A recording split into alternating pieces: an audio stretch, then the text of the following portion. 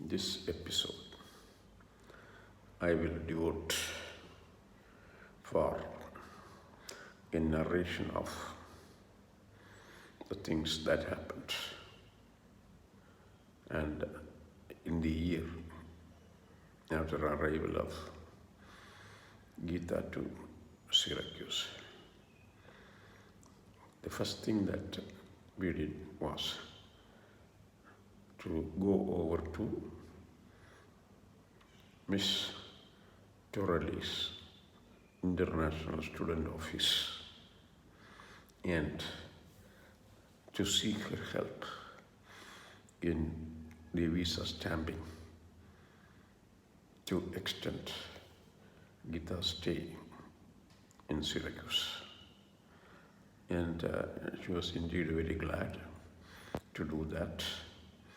And she took out 2 different forms and check marked X at the bottom where Geetha had to sign.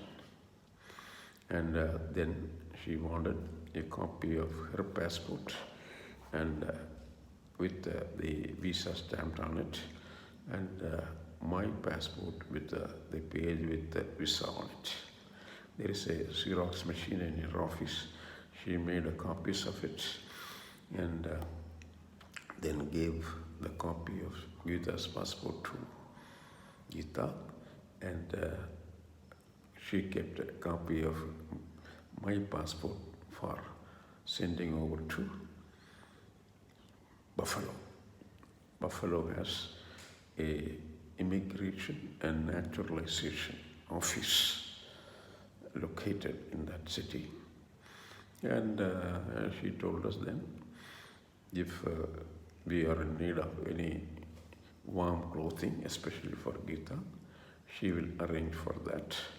Because one of the things the city people in the city do is they always keep the excess clothes, especially warm clothing. They would have over to Torelli's office, and there these clothes are given away to students who are in need, because a fashionable winter clothes, winter coat for a woman, that will go as high as $250 in a regular store, and whereas it is given away free. And in fact, we nodded yes to that offer, and she took us over to a closet in the office building and wanted either to try different fashion styles and sizes. And finally, one piece was identified. And she told us, yes, keep it with you. And if you feel like giving it back to the International Student Office, when you have your own, then you please bring it back. Then the next day, the schedule was for us to go to the what is called the Upstate Medical Center of State University of New York, just across one street and to the west of Syracuse University campus. And in fact, it is actually just right across the Lewis Hall of Law School. And we walked in the afternoon around 4 o'clock. Geetha came from Slocum Heights to Heroi Geology Lab. From there, both of us walked down to the Upstate Medical Center. And in there, we met. We wanted to see the librarian because, the purpose was for her to make use of the library facilities for reading and updating so that she can appear for the ECFMG screening test or equivalency test for foreign medical graduates. And that too in 1974, September or October. So we walked down the hill, of course, through the steps, and then crossed the street and walked toward the upstate medical center, which is actually on the eastern edge of the Syracuse Valley, so to speak, the edge of the downtown. So we walked up to the front reception, and there was a lady who asked, "May I help you?" Then she said, Geetha said she is looking for the library. "Oh yeah, well, take the elevator, go to the second floor." So we took the elevator, pressed the number 2 button, and it started. After a few seconds rather, the machine stopped at the second floor, and we walked out. And we turned around, we saw the sign showing library. And we walked into the library and to another girl, in the front door, or close to the front door in the library hall. And Geetha told her that she would want to use this library facilities. She is a MD from India.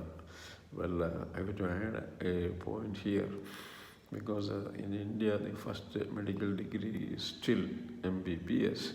I don't know why it was done so. Whereas in American educational system, the first degree in medical science is MD, and your specialization is on the basis of the residency you do in the different specialties, which ranges from 3 years to 6 or 8 years. For example, that is the way it is distributed. And then she immediately stood up, greeted Geetha, and asked her to go along with her. She went into the librarian's office and introduced herself as the so-and-so, etc. And asked the librarian whether it is possible to make use of the library facilities. And librarian very gladly told, "Yes, you can, doc, no problem. What you do is then he took again another blank sheet, and at the bottom he wanted Geetha to put the signature down and the date. And he wanted some kind of identification, which is a passport and a coupon that talks about what is called, the visa thing. And everything else was written in by the librarian himself. I had to show my ID also, and that is also written. And then, what had happened was, the librarian told Geetha that you can go and use the library. You can check out 2 books at a time and 1 journal, and not the current issue, but a back issue. So we came to the library, book stack room, and we looked around, and I did not know anything about what he was looking around. Anyway, she took 2 books and a copy of a back issue of a journal. And by that time, the librarian, within 20 minutes, got what is called an ID card done for the access to library facilities. And you know what they wrote, what this gentleman wrote? Professional courtesy membership. Yeah, these things are unbelievable. If you go to any office in India, even today, what the man or woman on the other side of the desk will tell you is give a form and then ask you to write in your own handwriting the entire form, fill all the questions asked. And you know what the problem then is? Problem is she won't be or he won't be able to read and understand figure out the handwriting. Whereas the Americans are, I think, smarter in the sense that only the signature is put down by the person, and the rest of the things they write it in. So with the result, what happens is they are able to quickly go through and read, because it is their own handwriting. So that was done. And then, we came back to urology lab. Geetha then took a bus back to what is called Slocum Heights. All the campus community their spouses, children, everybody gets a free bus trip. You don't have to pay any for any ticket for the ride you do. It is some kind of an arrangement that Syracuse University has done with the Centro, the company that runs the city bus in the Syracuse area. So after a while, as usual, I went to home around 5:30, and then Geetha started reading and learning, and I was doing my research part. I was then allotted to Dr. Hand to work on a sedimentological problem, a physical sedimentological problem. I was also working in the summer, in the sense, what is called, I had to get some money, to extra money rather, for paying the rent for 4 months, and the insurance, and health insurance for 2 of us, and also for the car insurance, plus we had to buy the food. So I found a job in the month of July in a place called, in the Syracuse University area, in the Marshall Street, in a Carol's Hamburger. And that's people, that company gave me, I had to make hamburger, that's all. It's not a very hard thing to learn. So I was paid at $2.10 per hour, 8 hours every day, and for five days in a week. So that brought in some money. I had some savings already. So I was looking through the ads. There are different categories of local newspapers that come to your home or your doorstep free of cost. And so in one of those little tabloid-like thing, which talks about the job opportunities and where you get any kind of a reduction in purchases, against purchases, then also being some, what is the area where you have a garage sale and such things, then all kinds of helps, etc., with the phone number. Offer of help. Help in the sense you have to pay, that's all, pay for hourly basis. Then I ran into an ad by the, what is called Drumlins, one of the large restaurants, and maintained by the Syracuse University, because one of those ex-students or the alumnus donated an area, this restaurant building, and 18-hole golf course. So there they wanted a cleaner, actually. Cleaner, to clean the kitchens, 3 kitchens. So I just drove over to that place, and that was a Syracuse MBA, who is the manager of the, what is called the Drumlins. And I spoke to him that I am willing to join, because there was an old man who was going on a vacation, who did the cleaning job of the 3 kitchens. Well, then he told me, took me over to the 3 kitchens and told, you have to clean this, you have to clean that, you have to cleaning stuff is here, etc., etc. And I will get a pay of like $400 per month. In other words, plus $100+ after taxes, 110 or so every week. That is a huge luck, because $400 I never got as a teaching assistant on a monthly basis. So I took up the job. Then of course I was a little laxed on the, what is called my studies, because my job starts at 10 o'clock and begins whenever I conclude my work. And I did a good job, but along with that I was fed with an excellent dinner by the, what is called, there are 3 kitchens and 3 chefs, and each one will compete in a competition basis, invite me for enjoying their dinner. So one of the things I do is, I will, I'm not saying I'm stealing it, all these ice cream and ice cream freezers and salad freezers are under open system. So I will take 2 or 3 slabs of ice cream and bring it over to my home, so that we can enjoy it at home. Then on those days when there is a banquet or a reception, they have a banquet hall which can seat 500 people at a time. So anyway, there also will be any banquet day there will be a lot of wine, unspent wine, unopened wine bottle which I can take home. So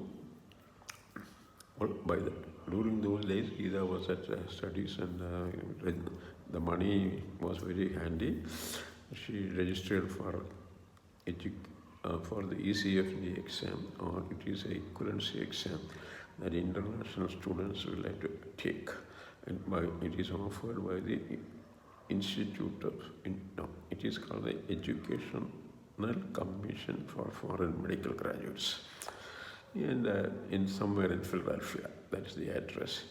So the center was in the Upstate Medical Center, and during the month of October, second week, she took the exam, and by the end, the last week of October, the results are known. It was not very glamorous or very attractive score. She did not score 80 plus. Out of 100, it was something like 72, etc. And that is not a very attractive score for getting a placement as a resident in any of the hospitals in the United States. So without losing hope, she appeared for the same exam again in the month of February, that is the spring semester, spring of 1975. In between, she had done all kinds of, babysitting, tutoring the nurses immigrant Malayali nurses for them to appear in the equivalency exam given by the New York State Health Care Department or whatever. Unless they get a pass, these women will not be getting a job as even though they are immigrant, they will not get a job as a nurse, registered nurse. They will be working as nursing assistant, etc., etc. Without, the RN registered nurse salary starts at $20,000 annual salary. So that gave some extra money to the household to meet both ends meet. Then after the spring exam, that is the February 1975 exam, at the end of the February exam was in the second week, and by last week of February the scores arrived at our home, and which said Geetha has 86 out of 100. That is a very attractive score. The next job was to look for placements, and finally she got a placement in the Johnson City Medical Center, something like 50 miles south of Syracuse in the Interstate 80, in the southerly direction. Okay. So the director of the hospital called her and told when she will be available for a tour of the hospital facility and etc., etc. So she said next week, Wednesday, we will come. It was actually by then March. And March of 1975, and we went there. It was a 1 hour ride on a car, and we were in the hospital complex for about 2 hours. The director took both of us to all their facilities and various departments, and also she was intending to do obgyne residency, and she was introduced to the doctor's chief of obgyne department, and she had spent some time with that person. He's a Japanese by origin, and finally, we went back to the director's office, and the director said that she will be placed in a $20,000 per annual residency fellowship, and out of that they will deduct the cost of food and the accommodation, or in other words, roughly $1,000 every month. And if these terms are agreeable, this gentleman told she can join whenever she chooses to join. And then, we said we will talk to you next week. And we came back. And by the end of the next week, that is last week of March, I think, yes, Geetha spoke to the director and said she is joining in the Wednesday of the same week. And then we drove down to what is called Johnson City on a Wednesday, because Wednesday I don't have any teaching assignments. So also is the following day on Thursday.